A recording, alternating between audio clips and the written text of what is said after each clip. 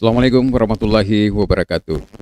Selamat bertemu kembali bersama saya, Bang Ilo, di channel YouTube Obi Production.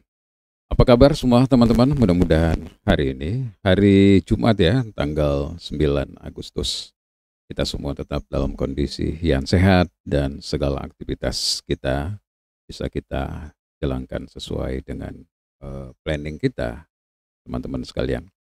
Nah, pada kesempatan video kali ini, kami ingin menyampaikan kembali tentang dinamika kontestasi demokrasi yang ada di Pilgub Jakarta. Nah, teman-teman sekalian, kenapa Pilgub Jakarta ini menarik dibandingkan dengan kontestasi demokrasi di daerah-daerah lain? Ya, jawabnya tentu bagaimanapun juga Jakarta ini masih menjadi sentral, masih menjadi epicentrum daripada Indonesia atau demokrasi kita ya. Nah, teman-teman sekalian,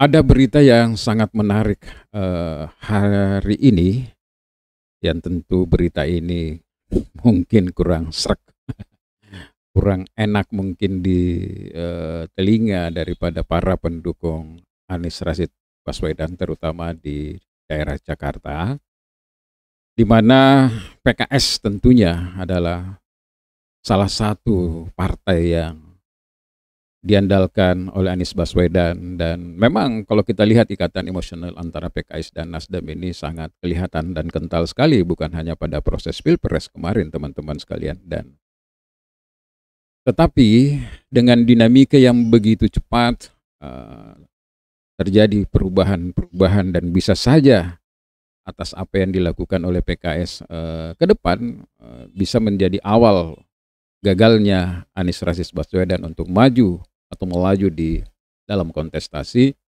Pilgub DKI Jakarta. Nah, teman-teman sekalian, kami lansir dari Detik News hari ini menulis berita PKS siap tinggalkan Anies, bakal umumkan Cagup DKI 1 dan 2 hari ke depan.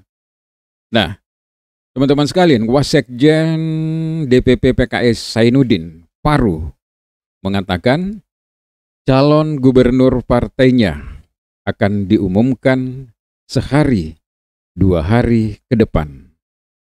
Hal ini menindaklanjuti tenggat waktu terhadap ex-gubernur DKI Jakarta Anies Baswedan yang telah habis dalam mencari rekan koalisi supaya pasangan aman Anies Rashid Baswedan dan Sohibul Iman berlayar.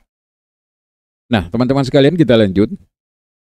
Dengan telah lewatnya tenggat waktu 4 Agustus tahun 2024 bagi Anies untuk mendapatkan partai koalisi agar menggenapkan 4 kursi PKS dari 22 kursi syarat dukungan 20% calon kepala daerah, ujar Zainuddin dalam keterangan tertulisnya Jumat 9 bulan 8 2024, tepatnya pada hari ini, teman-teman sekalian. Nah, apa yang disampaikan oleh PKS ini, inilah yang selama ini sudah menjadi pembicaraan publik, bahwa ada dugaan setengah hati sebenarnya PKS di sini dalam mendorong Anies Rashid Baswedan untuk kembali maju bertarung di Pilgub DKI Jakarta. Kenapa demikian? Karena menjadi syarat dukungan PKS itu adalah harus mengambil kader PKS yakni Sohibul Iman, mantan presiden PKS, sebagai calon wakil gubernur. Nah, masalahnya kemudian teman-teman sekalian, itu tidak ada masalah untuk soal Anies. Persoalannya di sini adalah partai-partai politik yang ingin bergabung di dalam koalisi untuk mencukupkan kendaraan itu sepertinya tidak sepaham, belum sepakat dengan apa yang dijadikan bargaining position oleh PKS, terutama PKB. Kalau kita Nasdem dengar ya, kita dengarkan Nasdem dulu, statementnya Nasdem ya, dia tidak mempersalahkan itu tanpa syarat. Nah, teman-teman sekalian, ini adalah sebuah fakta yang terjadi. Kalau betul-betul PKS ini akhirnya memilih calon lain di pemilihan gubernur DKI Jakarta, nah ini tentu menjadi satu catatan dalam para pendukung Anies Baswedan, bahkan mungkin juga warga Jakarta dan pendukung PKS itu sendiri, karena tentu mereka tidak menyangka bahwa ini bisa terjadi. Nah, kita lanjut lagi teman-teman sekalian.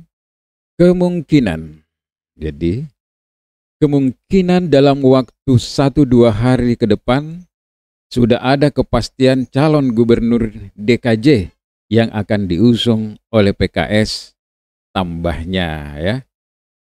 Nah, teman-teman sekalian, Sekretaris Tim Seleksi Calon Kepala Daerah DPP PKS ini mengatakan ada kemungkinan Anies gagal maju di Pilkada 2024. Ia menyebut hingga saat ini baru PKS yang memberikan SK dukungan untuk pasangan Anies Sohibul Iman atau Aman. Karena baru dapat SK usungan dari PKS, Anies dan Sohibul Iman Aman kemungkinan gagal jadi calon gubernur atau calon wakil gubernur DKJ. Nah, terkait pernyataan ini, Zainuddin pun menyampaikan terima kasih kepada Anies Baswedan atas kiprahnya selama ini. Ia berharap usaha yang telah dilakukan Anies dapat menjadi amal kebaikan ke depannya. Ini seakan-akan ini betul-betul narasi-narasi perpisahan ini teman-teman. Nah, ungkapan terima kasih atas kebersamaan Pak Anies dan PKS selama ini dalam memimpin dan membangun Jakarta. Kita saling mendoakan yang terbaik untuk Pak Anies dan PKS. Semoga semua ikhtiar yang telah dilakukan tercatat sebagai amal jariah, amal soleh bagi kebaikan dan kemajuan bangsa Indonesia tercinta ke depan, katanya. Nah, teman-teman sekalian, sedikit kita agak skeptis ya mendengarkan narasi atau statement yang PKS yang diwakili oleh Pak Zainuddin ini, karena seakan-akan ini narasinya sudah narasi perpisahan, tidak ada jalan lagi. Nah, bagi Anies tentu dia tidak bisa berbuat apa-apa karena seperti kalau mereka ini dikunci. Karena harus ada persyaratan wakil yang harus dari PKS. Sementara dipahami semuanya teman-teman sekalian bahwa PKS dan Nasdem ini kan identik sama lah. Istilah dalam politiknya itu segmen pemilihnya atau ceruknya itu sama. Jadi kalau mengambil kader PKS misalnya untuk menjadi wakil gubernur, itu sedikit kurang untuk secara strategi pemenangan barangkali kurang pas di situ. Mestinya potensi Anies ini lebih didukung, kemudian kelemahan-kelemahan Anies di Jakarta ini ditutupi oleh calon wakil gubernur, dalam arti bahwa mestinya calon wakil gubernur bisa memberikan insentif elektoral untuk pemenangan. Jangan sampai pilkada DKI Jakarta ini memang sangat kompetitif ya teman-teman. Beda kalau misalnya survei Anies ini katakanlah di atas 60 atau di atas 70%, is okay, no problem. Tapi Anies sampai hari ini masih berada di posisi 50%, sehingga tentu teman-teman sekalian membutuhkan wakil yang paling tidak itu tadi bisa memberikan kontribusi dalam bentuk insentif elektoral agar pemenangan itu bisa lebih mudah dilakukan. Apalagi kita tahu bahwa koalisi Indonesia Maju ini akan mendorong Ridwan Kamil untuk maju di Jakarta. Nah, Ridwan Kamil ini meskipun surveinya masih di bawah, ya tentu juga tidak bisa kita anggap remeh bagi kubu Anies Baswedan tentunya, karena Pak Ridwan Kamil ini yang pernah menjabat Gubernur Jawa Barat ini tentu juga punya kapasitas yang cukup ya, apalagi didukung oleh partai-partai besar katakanlah yang tergabung di dalam koalisi Indonesia Maju, di mana Gerindra menjadi salah satu pemenang, menjadi ketumnya menjadi Presiden Republik Indonesia, teman-teman sekalian.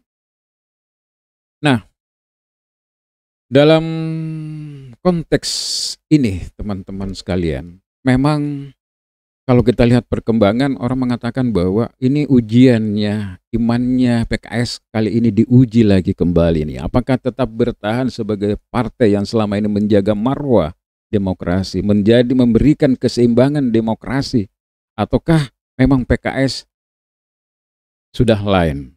Nah, jangan-jangan skenario Kim Plus ini juga memang sudah masuk ke PKS, dan mungkin saja ada bargaining position di situ, calonnya Ridwan Kamil tapi mungkin wakilnya diambil sendiri dari PKS. Seperti itu, teman-teman.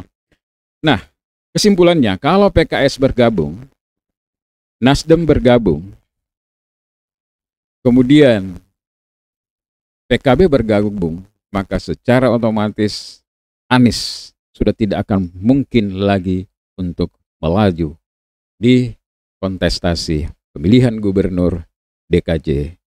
Dan skenario yang paling kecil kemungkinannya, tapi itu bisa saja terjadi, misalnya kalau misalnya salah satu dari keduanya yang bergabung dengan Kim Plus, masih ada satu yang tertinggal, ya paling tidak masih ada harapan warga Jakarta untuk bersama dengan PDIP dan satu partai dari koalisi perubahan, andekan itu misalnya bisa terjadi demi untuk menjaga marwah demokrasi di DKJ. Begitu barangkali, teman-teman sekalian.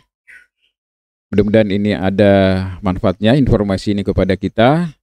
Ya, tentu para pendukung Anies ini masih berharap mudah-mudahan masih bisa terjadi perubahan.